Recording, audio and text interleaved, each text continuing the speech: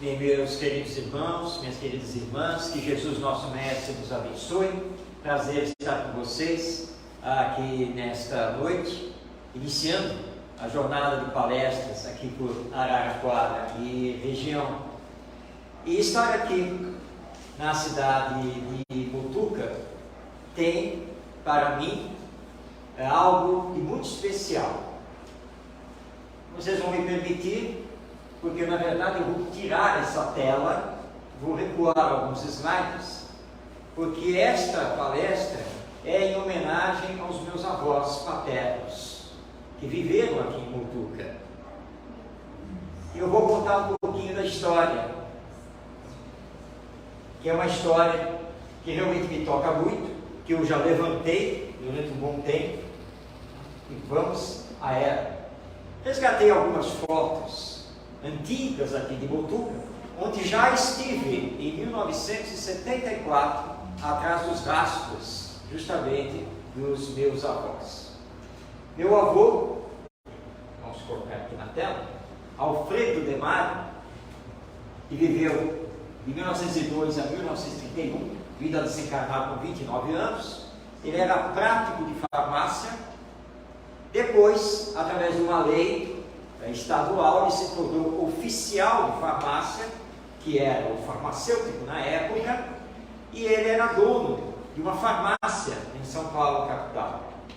Não sabemos porquê, eu não consegui a causa que fez ele vir aqui para Mutuca, provavelmente porque ele recebeu algum pedido, alguma solicitação, algum convite, e ele não foi para Araraquara, ele veio para Mutuca. Em 1974, a antiga farmácia, o prédio da antiga farmácia ainda existia. Não existe mais, provavelmente.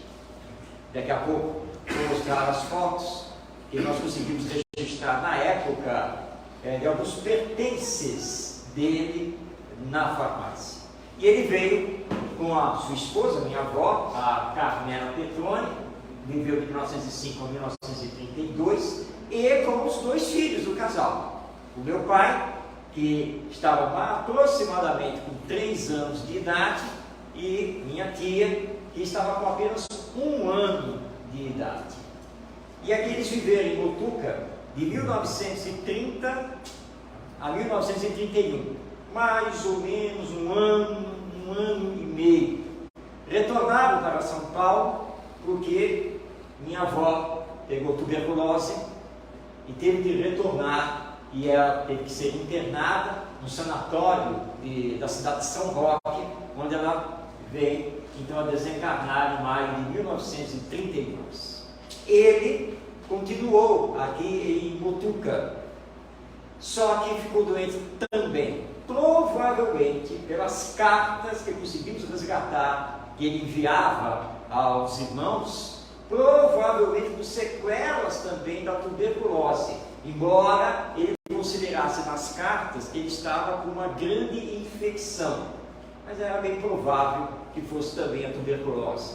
Ele retorna para São Paulo, primeiro ela, depois ele, mas ele não resiste e desencarna rapidamente.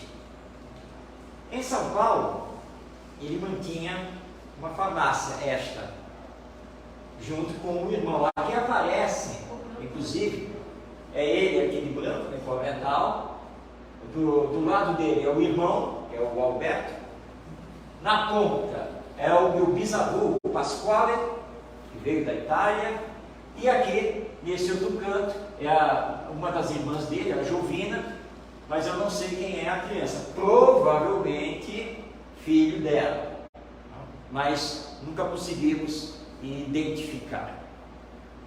Então, quando foi estabelecido que eu viria aqui para Araraquara, na verdade para fazer um trabalho educacional, avisei o queridíssimo amigo Orson Carrara de Matão, e ele imediatamente começou a montar a jornada.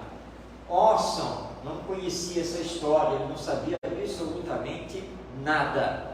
Então, quando ele me avisou que a primeira palestra era em Mutuca, só os espíritos realmente, não?